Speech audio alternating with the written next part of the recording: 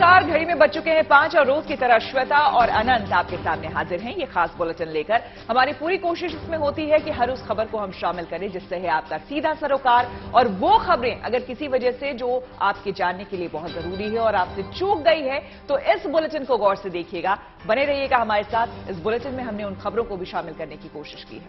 तो चलिए खबरों के सिलसिले को शुरू करते हैं और सबसे पहले हम बात करेंगे उत्सव की। आपको लिए चलते हैं अहमदाबाद, जहां आकाश पतंगों से पटा हुआ है। दरअसल मकर संक्रांति के मौके पर यहां अंतर्राष्ट्रीय पतंग उत्सव का आयोजन किया गया है। उत्सव में हिस्सा लेने के लिए देश विदेश के पतंगबाज यहां पहुंचे हैं। कोरोना के कारण 2 साल बाद इस अंतर्राष्ट्रीय पतंग महोत्सव का आयोजन किया गया है, तो लोगों में खासा जोश दिखाई दे रहा है। इस बार के पतंग महोत्सव का थीम G20 है। अलग अलग थीम और साइज की पतंगे भी यहां पर आपको मिल जाएंगी। ये पतंगबाजी उत्सव मकर संक्रांति के दिन यानी कि 14 जनवरी तक चलेगा। इस दौरान लोक कलाकारों ने भी अपनी प्रस्तुतियों से शानदार समा यहां बांधा है और वैश्विक, राष्ट्रीय और सामाजिक समरसता का अनूठा संदेश दिया है। तो इंटरनेशनल काइट फेस्टिवल इस वक्त चल रहा है अहमदाबाद में, जिसमें G20 इस बार की थीम है, आपको हम बता दें। और इसमें आपको कई तरह के रंगारंग पतंग देखने को मिलेंगे।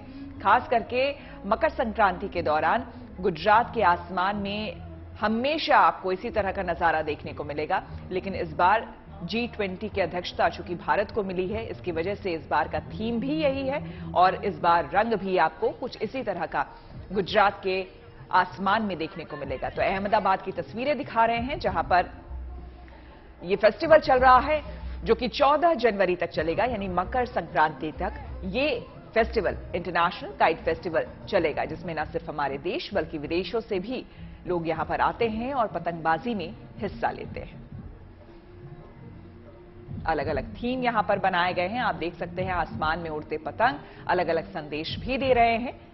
हालांकि जो मेन अम्ब्रेला थीम है इस बार के इंटरनेशनल काइट फेस्टिवल का वो G20 है, लेकिन उसके अलावा भी कई सारे थीम बेस्ड यहां पर पतंग उड़ाए जा रहे हैं।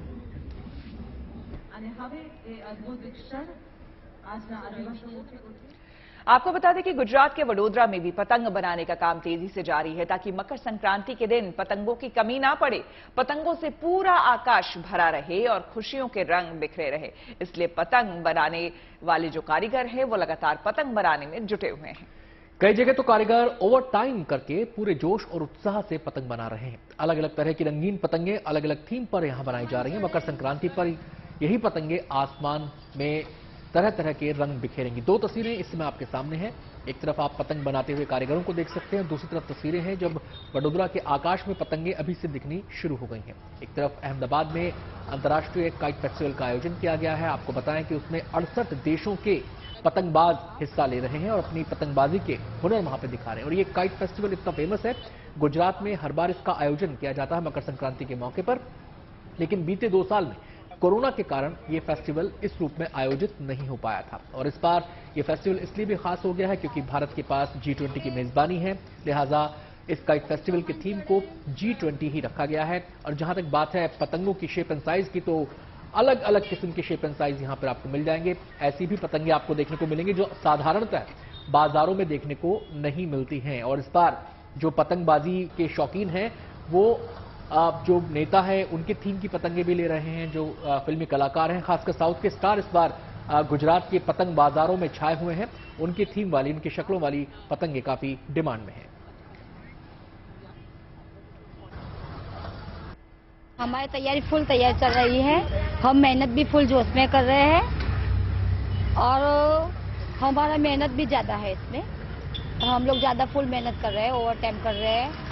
सुबह से 8 बजे से लेके शाम के हमारे 2:30 बज जाते हैं और हम समझ लो कि सबके लिए हम खुशी आए ऐसे प्रयत्न करते हैं। तो मकर संक्रांति के मौके पर केवल गुजरात में ही पतंगबाजी नहीं होती है, देश के कई और ऐसे राज्य हैं जहां पर इस दिन पतंगबाजी का लुत्फ लोग जमकर उठाते हैं। लिए चलते हैं आपको इंदौर, यहां भी एक काइट फेस्टिवल आयोजित किया गया है। मध्य प्रदेश के सीएम शिवराज सिंह चौहान ने खुद इसका हिस्सा बनकर वहां पर रंग जमा दिया और यहां उन्होंने जमकर पतंग उड़ाई।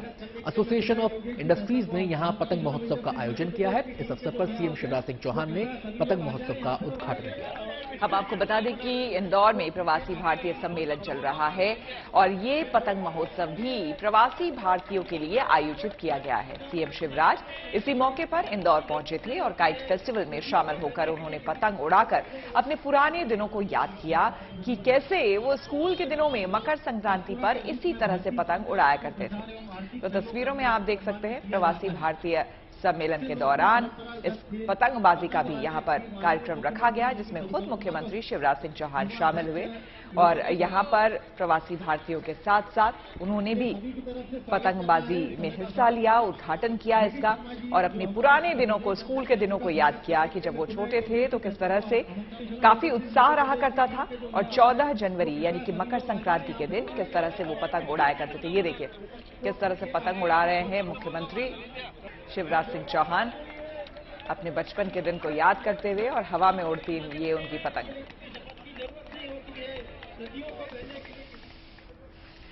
और अब बात करते हैं प्रवासी भारतीय सम्मेलन की, जिसका रंग इंदौर में जमा है। यहां 70 देशों से 3500 से ज्यादा प्रवासी हिस्सा लेने पहुंचे हैं। आज प्रवासियों के बीच प्रधानमंत्री मोदी भी पहुंचे। प्रवासियों को संबोधित करते हुए प्रधानमंत्री ने सभी से नर्मदा और महाकाल के दर्शन करने की अपील की। प्रधानमंत्री ने कहा कि दुनिया इस वक्त भारत की ओर देख रही है। प्रधानमंत्री मोदी ने इंदौर शहर की भी दिल खोलकर तारीफ की। उन्होंने कहा कि बदलते दौर में दुनिया में भारत की भूमिका कहीं ज्यादा बढ़ी है। गयाना के राष्ट्रपति मोहम्मद इरफान अली ने मध्य प्रदेश और इंदौर का आभार जताया और पीएम मोदी के सबका साथ, सबका विकास और सबका साथ के विजन की जमकर तारीफ की। आपको बताएं कि इस बार 70 देशों से 3000 से ज्यादा प्रवासी भारतीय इस सम्मेलन का हिस्सा हैं, जिनको आज पीएम मोदी ने संबोधित किया। मैं कहता हूं तो इंदौर में ये प्रवासी भारतीय सम्मेलन आयोजित हो रहा है, जिसमें 70 देशों से 3000 से ज्यादा प्रवासी भारतीय हिस्सा ले रहे हैं और इसको आज पीएम मोदी ने संबोधित किया और उन्होंने प्रवासी भारतीयों की भूमिका का खूब बखान किया, जमकर तारीफ की। उन्होंने कहा कि जो भविष्य की दिशा है उसमें वो अहम भूमिका निभा सकते हैं।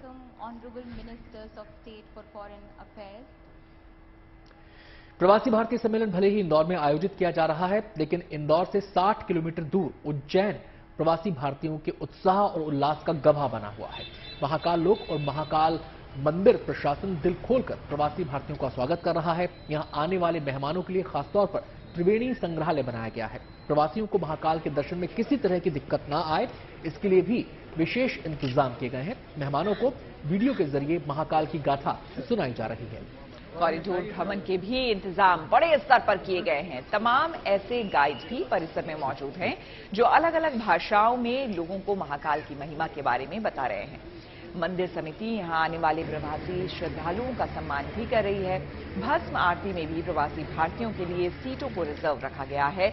कोशिश यही है कि यहां आने वाले प्रवासी भारतीय अपनी आध्यात्मिक और सांस्कृतिक जड़ों को महसूस करें और भारत से पीढ़ियों पुराने रिश्तों को फिर से जी सकें। तो आपको हम उज्जैन की तस्वीरें दिखा रहे हैं, जहां पर महाकाल मंदिर में सबसे पहले तो आप सुनिए वहां पर संस्कृत से किस तरह से श्लोक पढ़े जा रहे हैं और आरती की जा रही है प्रवासी भारतीयों के साथ। और आपको बताएं श्वेता कि जो प्रवासी भारतीय सम्मेलन में हिस्सा लेने के लिए जो एनआरआईज यहां पर आए हैं, उनके लिए इस बार महाकाल में वन स्टॉप विंडो की व्यवस्था की गई है। यानी कि एक ऐसी जगह, एक ही जगह से उनको चाहे वो ई पास जारी करना हो, चाहे गाइड की सुविधा उनको उपलब्ध करानी हो, चाहे दर्शन के लिए उनको ले जाने की बात हो, तो एक ही जगह पर जाकर ये तमाम काम पूरे हो जाएंगे। उन्हें इधर उधर नहीं जाना पड़ेगा और इसलिए जब महाकाल कॉरिडोर में दर्शन करने के लिए प्रवासी भारतीयों का ये समूह वहां पर पहुंचा तो शानदार तरीके से उनका स्वागत किया गया। और महाकाल कॉरिडोर जिसकी ख्याति पूरी दुनिया में फैल रही है, जब इसका निर्माण हुआ था, पहले फेज का निर्माण इसका पूरा हो चुका है, इसको खोल दिया गया है हम लोगों के लिए और जितना ये मशहूर हुआ है महाकाल कॉरिडोर, इसको देखने की जिज्ञासा इन प्रवासी भारतीयों के मन में भी थी। और यहाँ पे जो इलेक्ट्रिक कारें चलती हैं, ई कार्स जो यहाँ पे, ई कार्ट्स यहाँ पे जो चलती हैं, उनमें बैठकर उन्होंने पूरे कॉरिडोर का लुत्फ उठाया। आपको बताएं कि जो पूरी शिव पुराण में महाकाल की महिमा का बखान किया गया है, उसी के अनुरूप इस पूरे महाकाल कॉरिडोर को बनाया गया है। एक एक जगह से प्रवासी भारतीयों को यहाँ रूबरू करवाया गया। और सबसे बड़ी बात यहाँ पर ये है कि देखिए, ये तो तमाम इंतजाम इन लोगों के लिए किए ही गए हैं कि ताकि प्रवासी भारतीयों को किसी तरह की दिक्कत ना हो पूजा पाठ में और यहाँ भ्रमण करने में। साथ ही साथ सबसे बड़ी बात यह है कि इन लोगों को जो कि बाहर विदेशों में रह गए हैं, बस गए हैं, अब पूरी तरह से जब अपने देश में आए हैं तो हमारे देश की संस्कृति, परंपरा उसे जी सके पूर्ण रूप से, उसकी पूरी कोशिश की गई। चलिए बढ़ेंगे अगली खबर की ओर और अब बात करेंगे जोशीमठ की, जिसे बचाने के लिए केंद्र और राज्य सरकारें एक्शन में हैं। जोशीमठ शहर के बिगड़ते हालात को देखते हुए शहर को 3 जोन में बांटा गया है। सबसे ज्यादा प्रभावित इलाकों के लोगों को सुरक्षित ठिकानों पर पहुंचाया जा रहा है। इस बीच जोशीमठ के हालात पर 4 धाम के तीर्थ पुरोहितों ने मुख्यमंत्री पुष्कर सिंह धामी से मुलाकात की और 4 धाम में चल रहे निर्माण कार्यों को तुरंत रोकने का अनुरोध किया है। देखिए, इस समय चुनौती 2 तरफा है। एक तो चुनौती यह है कि उन कारणों का पता लगाया जाए जिसकी वजह से दरारें मकानों में, सड़कों में, अलग अलग जगहों पर दिखाई दे रही हैं। इसके कारणों की तह तक जाया जाए और फिर उन पर काम किया जाए। और दूसरी चुनौती जो इस समय है कि जो एक डर का माहौल लोगों के बीच है, उन्हें इस डर से बाहर निकाला जाए और उनको सुरक्षित स्थानों पर पहुंचाया जाए। तो 2 मोर्चों पर सरकार को एक साथ लड़ाई लड़नी पड़ रही है। आपको बता दें कि जो आपदा प्रबंधन की टीमें हैं वो भी हालात का लगातार जायजा ले रही हैं, लगातार उसकी समीक्षा कर रही हैं और एक बड़ा राहत अभियान यहां पर चलाया जा रहा है उन लोगों के लिए जिनके मकानों में दरारें आई हैं। खुद सीएम धामी इन तमाम कार्यों पर नजर बनाए हुए हैं। पीएम मोदी भी कल से एक्शन में आ गए हैं सीएम धामी के साथ, और बाकी जो आला अधिकारी हैं, चाहे वो उत्तराखंड के अधिकारी हों, चाहे वो केंद्र के अधिकारी हों, उनके साथ बैठकर उन्होंने मीटिंग की थी और समीक्षा हालात की थी। आपको बताएं, इस बीच जमीन धंसने की घटना से जोशीमठ में आक्रोश भी देखने को मिला है। दरार वाले घरों के सील होने से लोग नाराज हैं और उनकी नाराजगी की वजह यह है कि इस समय भीषण सर्दी उत्तराखंड में भी पड़ रही है। उनके सामने सबसे बड़ी चुनौती है कि इन हालात में आखिर उनका गुजर बसर कैसे होगा। गुस्साए लोगों ने बद्रीनाथ हाईवे को रोक दिया। इस प्रदर्शन में भारी संख्या में महिलाएं शामिल हुई। बता दें कि जोशीमठ में 603 घरों में दरारें आई हैं। अब तक 68 परिवारों को शिफ्ट किया जा चुका है। और अब बात कर लेते हैं हिमवीरों की, जिनके हौसले के आगे हर मुश्किल हार जाती है। जम्मू कश्मीर में सेना की एक बार फिर तारीफ हो रही है। दरअसल बारामूला में जवानों ने कुछ बीमार लोगों की मदद की। इन सभी को अपने अपने गांवों में भारी बर्फबारी की वजह से काफी मुश्किलें हो रही थी, उनको काफी मुश्किल हालात का सामना करना पड़ रहा था और वो अस्पताल नहीं जा पा रहे थे। इसके बाद किसी तरह इसकी सूचना सेना तक पहुंची। फिर जवानों को बीमार लोगों को के गांव भेजा गया, जहां से इन्हें स्ट्रेचर पर उठाकर अस्पताल ले जाया गया। तस्वीरों में भी आप देख सकते हैं किस तरह से जवान जो बीमार लोग हैं उन्हें स्ट्रेचर से उठाकर अस्पताल ले जा रहे हैं और इनकी मेडिकल जांच उसके बाद कराई गई। ये मदद मिलने पर मरीजों ने सेना का शुक्रिया अदा किया है। हालांकि सेना हर मोर्चे पर अपने आप को साबित करती रही है, चाहे दुश्मनों से लोहा लेना हो या फिर इस तरह से किसी आपदा में मदद पहुंचानी हो। तो हमने हमेशा देखा है कि सेना के हमारे जवान किस तरह से बढ़ चढ़कर आगे आते हैं और लोगों की ऐसे जन सेवा करते हैं। बीमार लोगों को किस तरह से बारामूला में हम आपको दिखा रहे हैं कि स्ट्रेचर से जैसे इन्हें सूचना मिली फौरन पहुंचे और अस्पताल पहुंचाए। और अब बात होगी उस क्रूज की जो इन दिनों चर्चा का विषय बना हुआ है। जी हां, कोलकाता से चला गंगा विलास क्रूज गाजीपुर में है, जहां इसमें सवार 30 सैलानियों का जोरदार स्वागत हुआ है। 30 सैलानियों के ग्रुप ने अपना ये सफर कोलकाता से शुरू किया था, जहां से अब ये काशी पहुंच रहे हैं। काशी में इस क्रूज को 10 जनवरी यानी कि कल पहुंचना है। यहां 2 दिन बाद 13 जनवरी को ये क्रूज एक बार फिर वापसी करेगा और असम के डिब्रूगढ़ तक की मंजिल को तय करेगा। आपको बता दें कि 13 जनवरी को आधिकारिक तौर पर इस क्रूज को प्रधानमंत्री नरेंद्र मोदी हरी झंडी दिखाएंगे। बड़ी बात यह है कि क्रूज 3200 किलोमीटर का सफर 50 दिन में तय करेगा। इस गंगा विलास क्रूज को भारत में बनाया गया है। इस तरह से इसे डिजाइन किया गया है कि इससे सफर करने वालों को किसी तरह की असुविधा ना हो। इसके लिए इस क्रूज में कई खास इंतजाम किए गए हैं। आपको बताएं कि ये जो प्रोजेक्ट है ये पीएम मोदी का ड्रीम प्रोजेक्ट है, जिसकी घोषणा उन्होंने काफी समय पहले की थी और उन्होंने भरोसा दिया था तमाम लोगों को कि ऐसी क्रूज यात्रा होगी जो अलग अलग राज्यों से होकर, अलग अलग पवित्र नदियों से होकर गुजरेगी और इस दौरान जो धार्मिक स्थल हैं, जो पर्यटन स्थल हैं, उसका दर्शन लोग कर पाएंगे। तो 30 यात्रियों का पहला जत्था ये पहुंचा गाजीपुर में, जहां उनका स्वागत किया गया। अब ये क्रूज काशी के लिए रवाना होगा और वहां पर 13 तारीख को पीएम मोदी इसका ऑफिशियल उद्घाटन करेंगे। वाराणसी में काशी विश्वनाथ के दर्शन पूजन के लिए पहुंचने वाले श्रद्धालुओं के लिए भी खुशखबरी है। श्रद्धालुओं को ट्रैफिक की समस्या का सामना नहीं करना पड़ेगा। अप्रैल 2023 में गंगा की लहरों पर वाटर टैक्सी चलने वाली है और इस टैक्सी से श्रद्धालु गंगा नदी से सीधे काशी विश्वनाथ धाम पहुंच सकेंगे। काशी विश्वनाथ कॉरिडोर बनने के बाद से श्रद्धालुओं के काशी पहुंचने का सिलसिला लगातार बढ़ता जा रहा है। ऐसे में श्रद्धालुओं के लिए जिला प्रशासन ने खास प्लान तैयार किया है, जिसमें काशी विश्वनाथ जाने वाले श्रद्धालुओं को वाटर टैक्सी की सुविधा मिलने वाली है।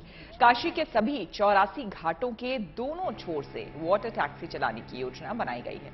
16 वाटर टैक्सी को खास तरीके से डिजाइन किया गया है, जो पूरी तरह से प्रदूषण मुक्त होगी और इसके आने जाने का रूट भी अलग होगा, जिससे जाहिर सी बात है जो लोग हैं, खास करके जो बाबा के दर्शन करने के लिए यहां पर पहुंचेंगे, उन्हें किसी भी तरह की चाहे वो ट्रैफिक जाम हो या फिर भीड़ भाड़ से गुजरना नहीं होगा। वाटर टैक्सी के जरिए वो जलमार्ग से सीधा पहुंचेंगे काशी कॉरिडोर और यहां पर आकर बाबा के दर्शन कर पाएंगे। और उत्तर प्रदेश के चंदौली का नौगढ़ इलाका, आपको बता दें, कभी नक्सलियों के गढ़ के तौर पर जाना जाता था, लेकिन अब ये क्षेत्र टूरिस्ट प्लेस के तौर पर अपनी पहचान बनाए हुए है। नौगढ़ इलाके के औरव्वा ताड़ प्राकृतिक जलप्रपात स्थल को पर्यटन की दृष्टि से विकसित करने के लिए पहल शुरू हो चुकी है। जिला प्रशासन ने नौगढ़ के कायाकल्प के लिए प्रशासन को 2 करोड़ का प्रस्ताव भेजा है। ऐसे में माना जा रहा है कि नक्सल प्रभावित इलाके में पर्यटन की सुविधा विकसित होने से यहां लोगों को रोजगार के अवसर भी मिलेंगे, साथ ही लोग मुख्य धारा से जुड़ पाएंगे। बता दें कि यूपी सरकार ने अनछुए पर्यटन स्थलों को खोजकर उन्हें विकसित करने की योजना बनाई है। ऐसे में औरव ताड़ प्राकृतिक वाटरफॉल, दुर्लभ प्रागैतिहासिक शैल चित्र और दूसरे प्राकृतिक सौंदर्य से भरा पड़ा है। इको पर्यटन के लिहाज से ये जगह काफी मुफीद है।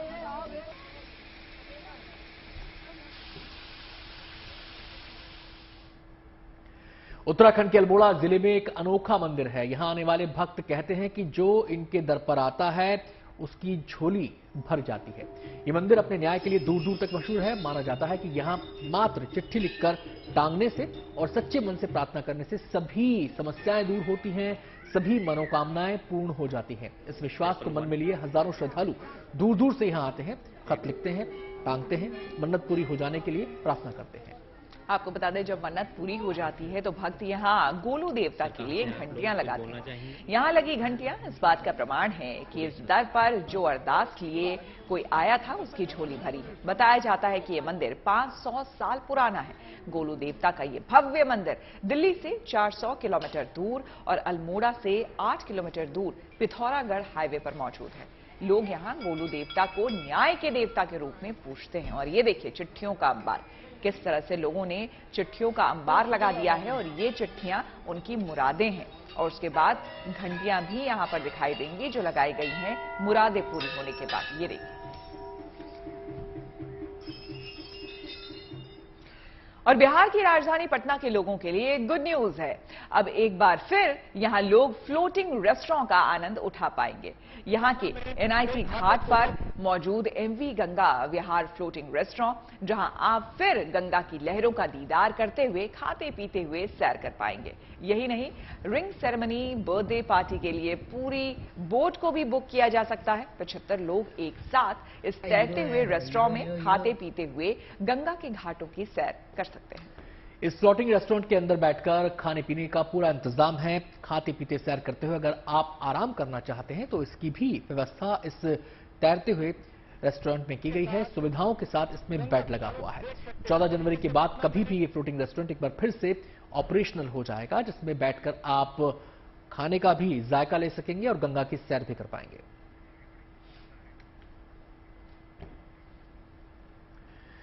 एक जमाने में बिहार की पहचान बाहुबली रहे हैं, लेकिन बिहार के जहानाबाद धौतल बीघा गांव ने एक ऐसी पहचान बनाई है जिस पर 100% भरोसा कर पाना मुश्किल है। दरअसल इस गांव के लोग एफआईआर, मुकदमा नहीं जानते और ना ही पुलिस स्टेशन और कोर्ट कचहरी से इनका आज तक वास्ता पड़ा है।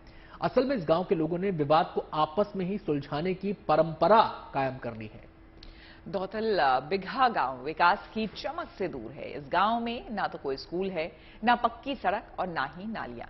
लेकिन खुशी इस बात की है कि गांव का आपसी भाईचारे के चलते पूरे जिला ही नहीं बल्कि राज्य में क्राइम फ्री का रिकॉर्ड इसे मिला है। गांव का ये रिकॉर्ड गांव वालों की ऐसी सोच देश के सामने एक मिसाल की तरह है। अगर देश के सभी इलाके इस गांव की तरह हो जाएं, लोगों की सोच ऐसी नेक हो जाए, तो सही मायने में राम राज्य की परिकल्पना साकार हो जाएगी। चलिए और अब रुक कर लेते हैं मध्य प्रदेश के रायसेन का, जहां एक कारपेंटर ने एक म्यूजियम बनाया है। यहां लकड़ियों और पत्थरों को तराश कर बनाई गई चीजों को रखा गया है। यहां दिख रही हर एक चीज काठ की बनी हुई है। काठ की बैलगाड़ी, काठ का हल, काठ के सांप, काठ का डायनासोर, काठ का ऑक्टोपस। म्यूजियम में रखी चीजों के लिए गैर जरूरी लकड़ियों का इस्तेमाल किया गया है। इस म्यूजियम में 300 से ज्यादा कलाकृतियों को संजोया गया है। इस म्यूजियम को बनाने वाले मुन्नालाल कई रिकॉर्ड अपने नाम कर चुके हैं। काठ की कलाकृतियों का ये अनोखा संग्रह 30 सालों की उनकी कड़ी मेहनत का नतीजा है। जो भी इस म्यूजियम को देखने आता है, वो बेकार लकड़ियों और पत्थरों को तराश कर बनाई गई आर्ट को देखकर दंग रह जाता है।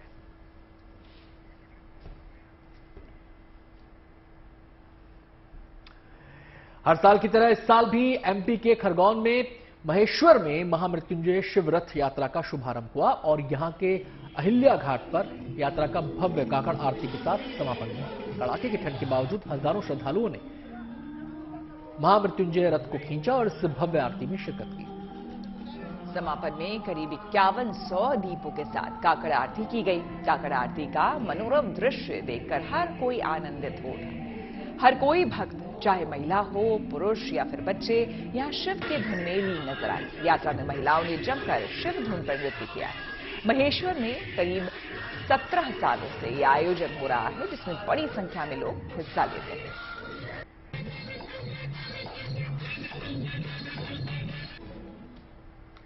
और अब बात फूलों की। देखिए, गुलाब के फूलों की महक में डूब गए हैं अकोलावासी। यहाँ के गार्डन क्लब ने एक फूलों की प्रदर्शनी लगाई, जिसे देखने जबरदस्त भीड़ उमड़ी। अकोला में ये पुष्प प्रदर्शनी पिछले 49 सालों से आयोजित की जा रही है। इसका आयोजन यहाँ के खंडेलवाल भवन में किया गया था। गुलाब, कैलेंडुला, स्वीट सुल्तान, मैरीगोल्ड, डालिया, एक्सोरा, लैंडोरा, रेड मार्टपीस, गुलाब के फूलों के कई किस्म यहां पर देखने को मिले। फूलों की इस प्रदर्शनी का मुख्य आकर्षण रहे विभिन्न रंगों और शैलियों के गुलाब के फूल। इस प्रदर्शनी में 14 प्रकार के गुलाब के फूल शामिल किए गए थे, जबकि 152 प्रकार के दूसरे फूल भी यहां देखने को मिले, जबकि 853 फूलों की प्रजातियों को शामिल किया गया था। फूलों के रंगों को देख लोगों के चेहरे पर मुस्कान और सुकून नजर आया।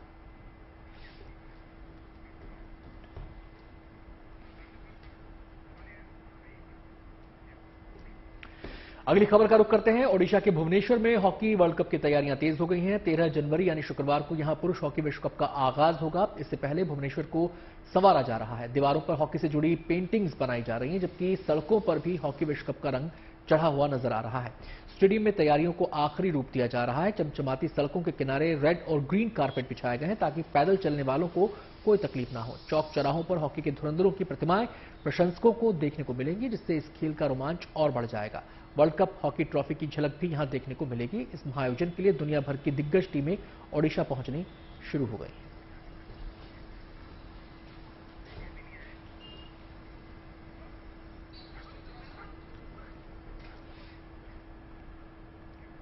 और राजनीतिक मैदान में चौके छक्के लगाने वाले नेता खेल के मैदान में नजर आए। जी हां, एक तरफ केंद्रीय नागरिक उड्डयन मंत्री ज्योतिरादित्य सिंधिया, तो दूसरी तरफ बिहार सरकार के डिप्टी सीएम तेजस्वी यादव। दोनों को ही जब मौका मिला तो दोनों ने हाथों में बैट थाम लिया। दरअसल ज्योतिरादित्य सिंधिया अपने गृह नगर ग्वालियर में खेल महोत्सव का उद्घाटन करने पहुंचे थे। इसी दौरान वो क्रिकेट का लुत्फ उठाते भी नजर आए।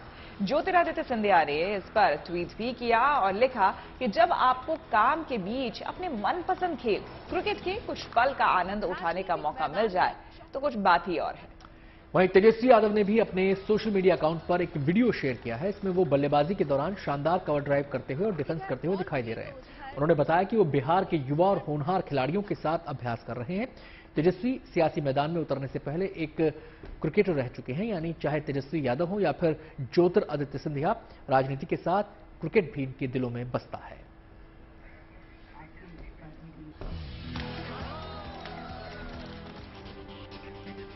और हमारे इस खास बुलेटिन में आज के लिए फिलहाल इतना ही।